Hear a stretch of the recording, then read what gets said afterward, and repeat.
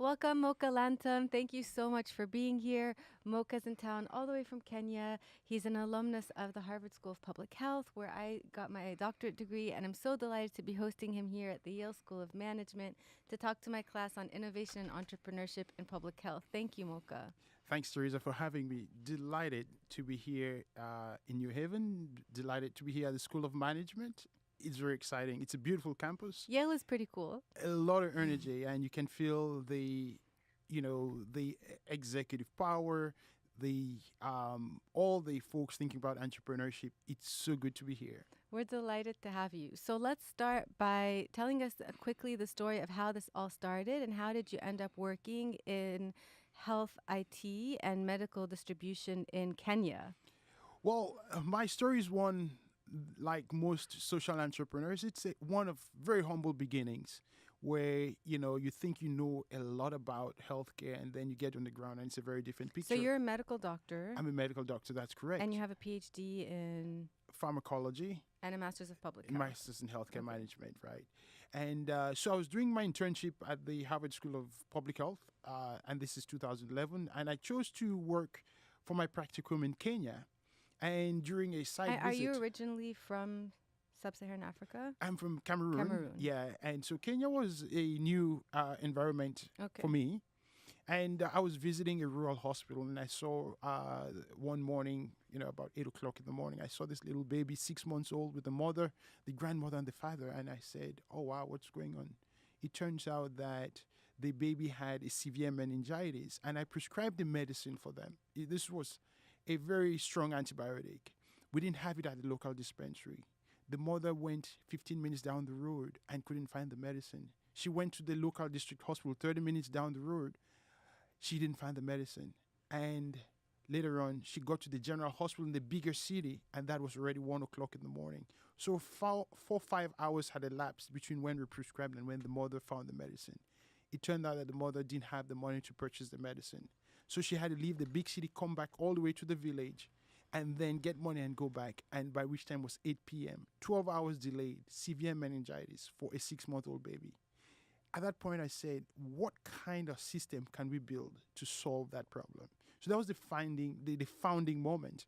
And the baby, his name is Clifford. And so Clifford is my founding story. And so he survived? Clifford survived miraculously. Thank God. Miraculously. Okay. So we set out to build an IT system to say, how can we empower persons at the point of care with information that can really transform their lives? And if you think about it in the healthcare setting, especially in Kenya, for example, it is not only sufficient to write a prescription. That's what we learned. It's important to be able to say, how much would it cost? Where can you find it? And which is the closest place? So the IT is for the provider, not for the patient, to be able to give this information to the patient. Now, that is where the entrepreneurship comes in. Okay. Who is the right person? Who do you design your system for? So we initially designed our systems for the healthcare facility and later on designed the solution for the patient. And so... and when you say healthcare facility, do you mean government facility? We started with government facilities primarily because, that at the time, 2011, about 60% of the facilities in terms of buildings were owned by the public sector, with about 75% of footfall in most areas. So we really prioritized in that area. And so went to, launched our product, with the public sector in mind. And, then we had to learn the hard realities of selling to government, which, later on informed our strategy to pivot to the private sector. And, the beauty about it is that our mission remains to provide access to medicines for those who are most in need. Okay, so what's your product? Our product, we have 2 products in the market, which allow us to do what we do. And then we have a service offering as well. Okay. So one of our first product is an enterprise health management system to allow healthcare workers to see the patients, document their medical record.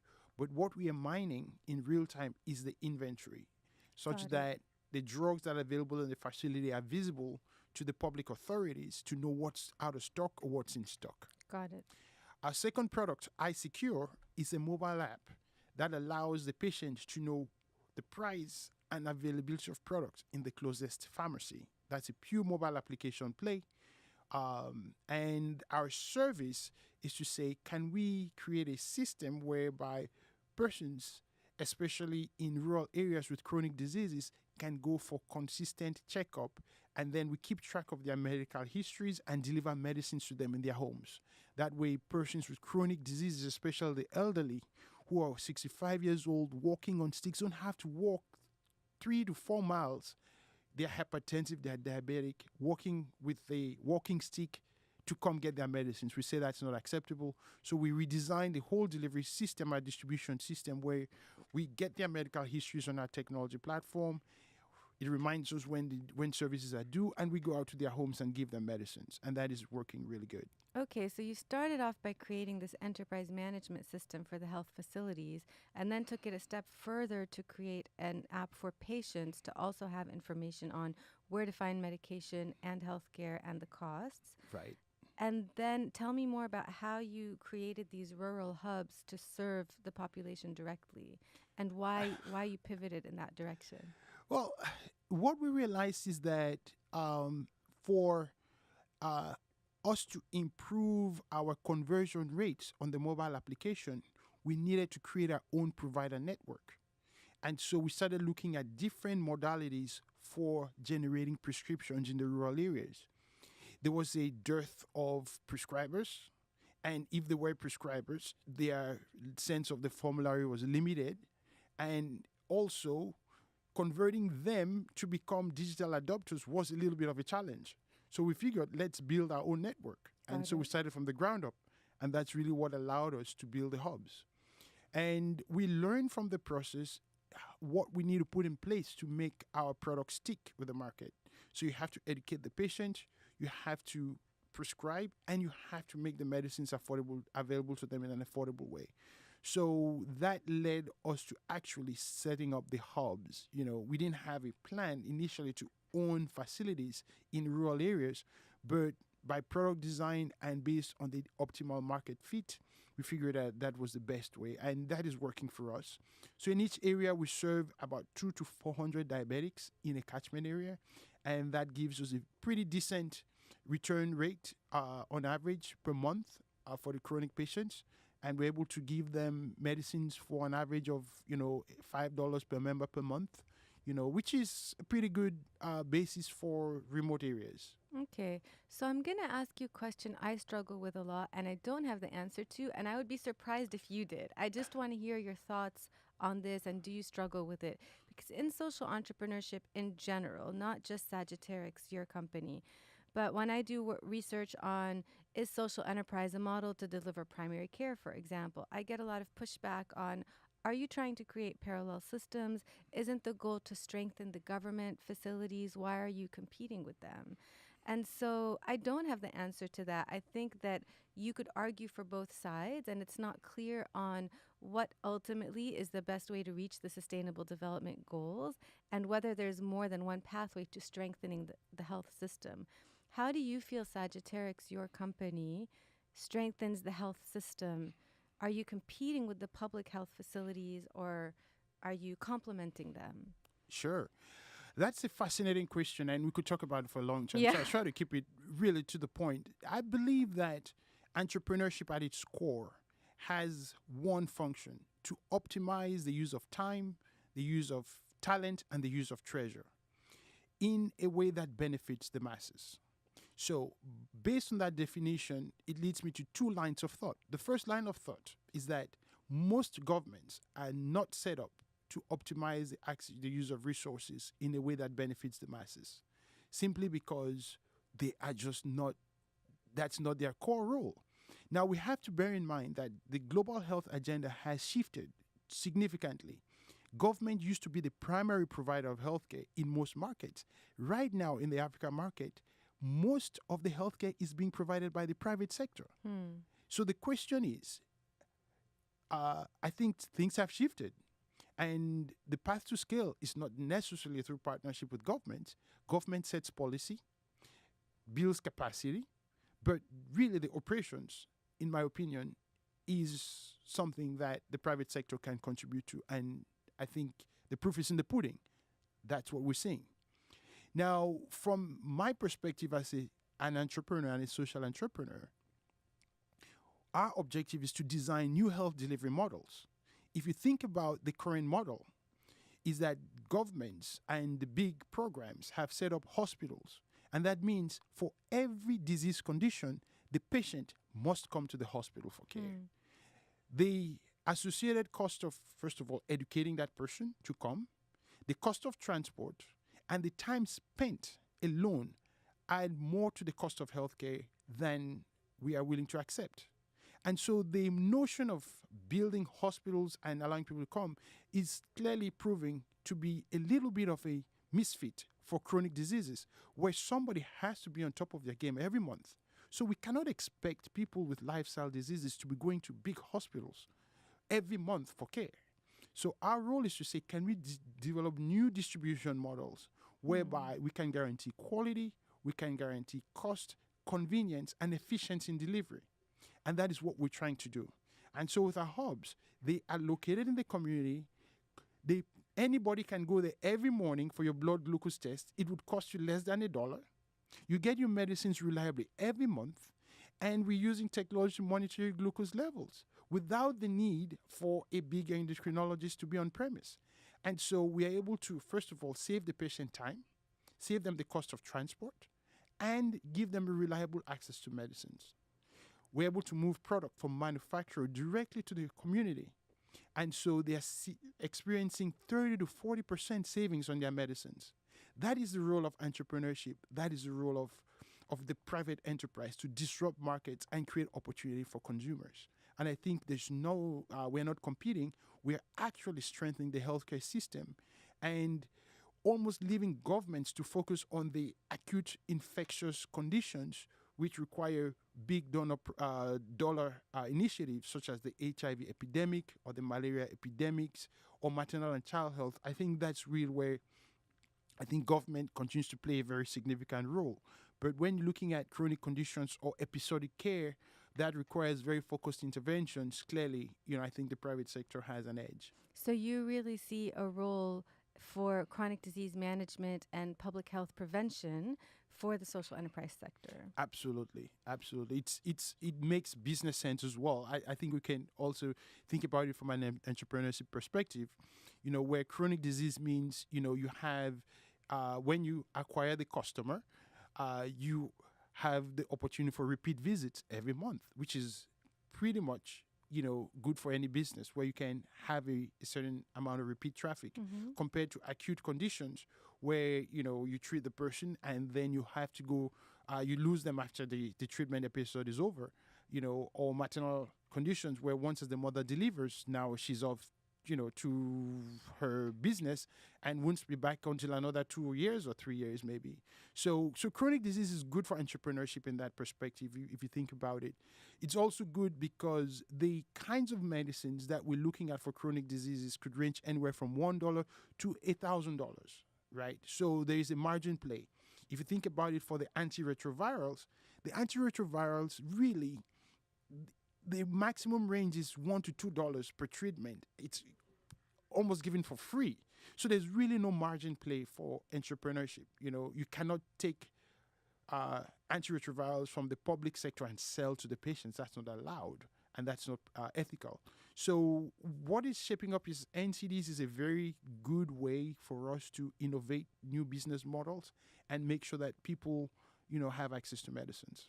So are you leveraging venture capital for these business models, or what's your financing strategy? All right. Well, I'd like to broaden that question a little bit to say, what is the kind of right financing for startups or early growth companies in the global health space? And I would say that it is a very, very tricky question. Now, I would say there are three traditional forms of financing. There's grants, there's debt, and there's equity.